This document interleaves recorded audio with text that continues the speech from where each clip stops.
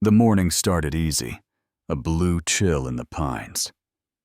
Coffee warming my hands. Bandit thumping his crooked tail against the step like he owned the soundtrack. Then tires rolled slow over my gravel and pressed a new rhythm into the quiet. A white SUV with Pine Hollow Preservation Council, painted in cheerful green letters, drifted up my drive like it was delivering good news. Two men climbed out in tucked polos and wraparound shades, and the kind of body language that tries to be federal. If you don't look too closely. They didn't ask if I'd slept well. They didn't notice the sign I carved that reads, "Private land. No HOA authority." They looked past me at my dirt like it had confessed to something.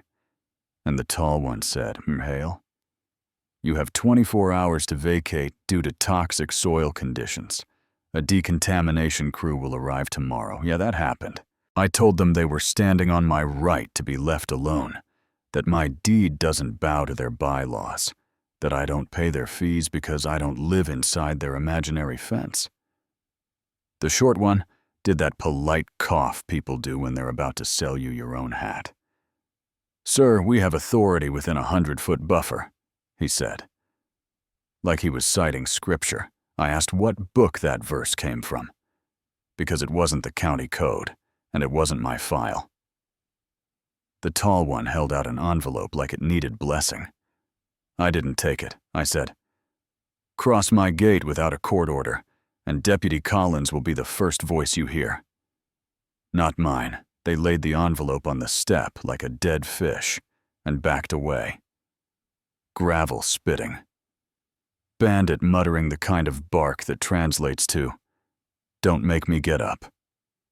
When it was quiet again, I opened the envelope and met a costume council letterhead.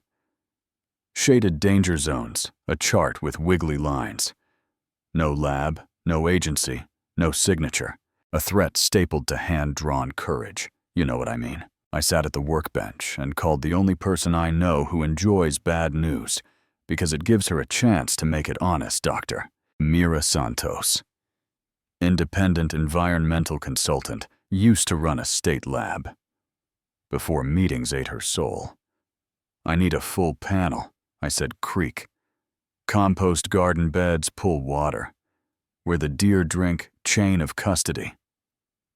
Certified lab, notarized if you can," she said. She'd bring the kit and the boots. And while she was coming, I walked my boundary like it was a prayer I'd learned as a kid. Old iron pins half a thumb under the Duff orange survey flags I'd placed last fall when a storm toppled the creek cottonwood rock cairns my dad and I stacked. When this property was still a sentence that started with "someday." I mounted 2 more cameras, one in the aspen, one tucked under the porch beam. That hums when a heavy truck passes. I hung motion lights at knee height and shoulder height, so a trespasser would glow whether they crept or strutted.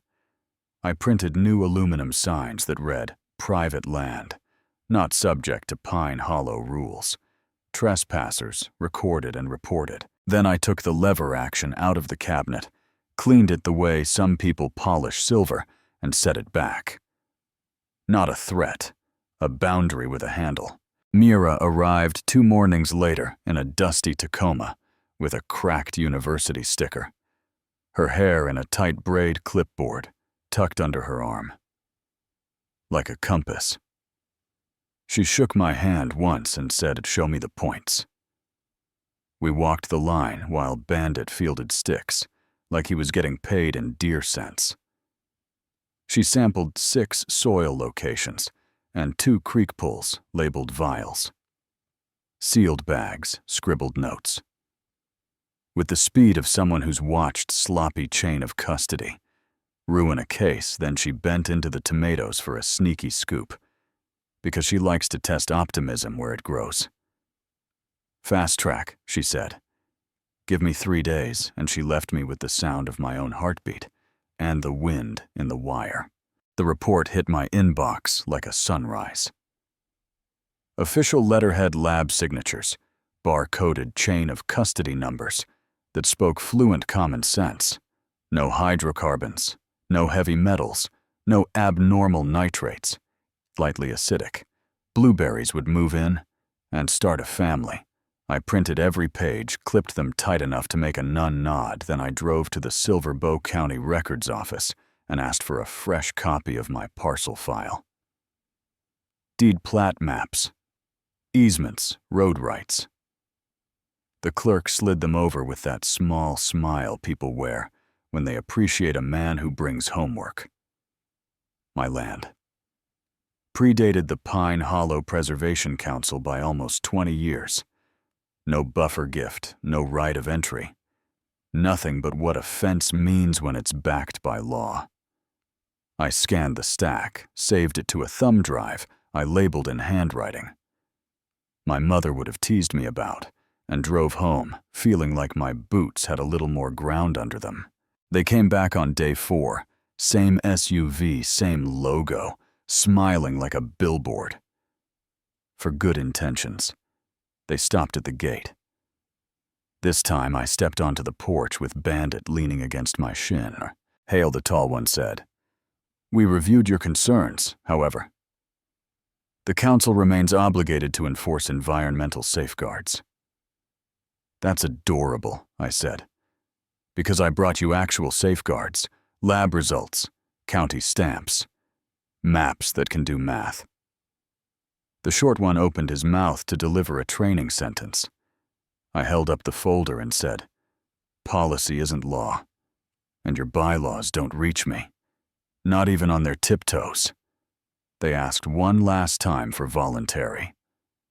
Vacate. I stepped inside and returned with the rifle cradled like a sleeping dog. "You see this and you think threat," I said. "I see it and think promise of lawful resistance. You cross the gate without a judge's order, and the next conversation will be with Deputy Collins, not me." They felt the lens on them and left, because people always find manners when there's a camera. An hour later, a black sedan eased to the shoulder beyond my tree line, and a woman stepped out, wearing certainty like a tailored suit. She didn't read my signs because people like her. Don't they edit the world with their eyes? Loretta Pike, president of the council, hinder. Tucked like a sword, Sir Hale, she called you are in violation of Section 9.2 and have exhibited hostile intent toward council officials. I said, "I'm not under your counsel, and I have video of your officials walking past posted signs. I have a certified lab report clearing my soil. I have county maps with lines that hold. Take one more step through the gate, and I will call this harassment and trespass. This is your only warning." Held my stare, and then like a theater curtain that refused a scene. She turned and left. I didn't cheer. I don't cheer at weather. I just mark the direction of the wind. That wind shifted before dawn 2 days later. A diesel grumble shook the birds out of the alder, and I followed it down the south road, where my land kisses a strip of city-owned greenbelt. An unmarked dump truck sat 30 feet past my line, tailgate up a gray waterfall of drywall shingles. Busted tile and black bags tumbled onto the ground like a dare. The driver climbed down. Mirrored shades. Cigarette, a man trying to look like he belonged to the question. Instead of the answer, this a new community amenity, I asked. Or did you miss the landfill? By 3 zip codes, lady told me. It was authorized, he said. That lady got a name. He blinked like the sun had forgotten how to work. I filmed the plate, the load, the distance to my marker pin. I told him he was within spitting distance of a protected watercourse, which turns poor judgment into felony territory. Real fast, he scrambled into the cab, half the load already down. I sent the video to the sheriff and the county environmental office, and stood there with Bandit while the air tried and failed to be clean. Deputy Collins called 2 hours later, with a voice that sounded tired of being it. "You're not the first report this month." "Wyatt," he said, "we're beginning to suspect someone's coordinating these drops around Pine Hollow." I didn't say the name, I was thinking. I don't like to give certain thoughts oxygen. Instead, I put my energy into an ugly little idea that didn't break any laws, but did return a favor. I called my friend Buckley Rhodes, who runs a poultry farm out in the flats. "Buck," I said, "how would you feel about lending me some composted chicken litter and a couple bales of spoiled alfalfa, the kind that smells like a wrong turn?" He laughed like a man who's been waiting to be useful in a specific way. I picked up a trailer load and spread it along my side of the south fence legal on my land, good for the soil and positioned to perfume the greenbelt, the way Pine Hollow had attempted to perfume my name. Petty, sure, but I slept fine. Before the smell could finish its sermon, a headline pinged my phone drone footage of illegal dump site near Pine Hollow. Investigation underway. A local kid with a quadcopter had flown over the mess and posted clarity to the internet. Mid-afternoon, Collins called again. The dump driver flipped. He said, "Paid cash by a woman he described as mid-50s. Pearl Studd's white SUV gave him an address. He now knows was fake. We have his statement and your video. We're picking up Loretta Pike for questioning." I sat on the porch and watched a storm roll over the ridge and thought about how power looks different when someone points a camera at its hands.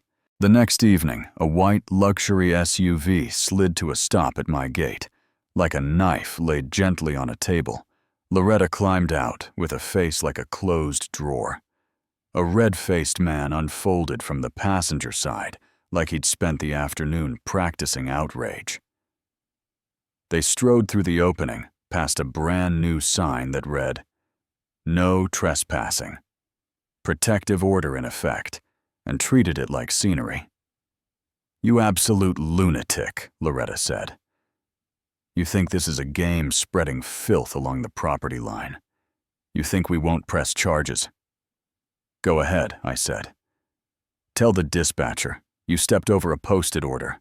Tell her my cameras caught every heel."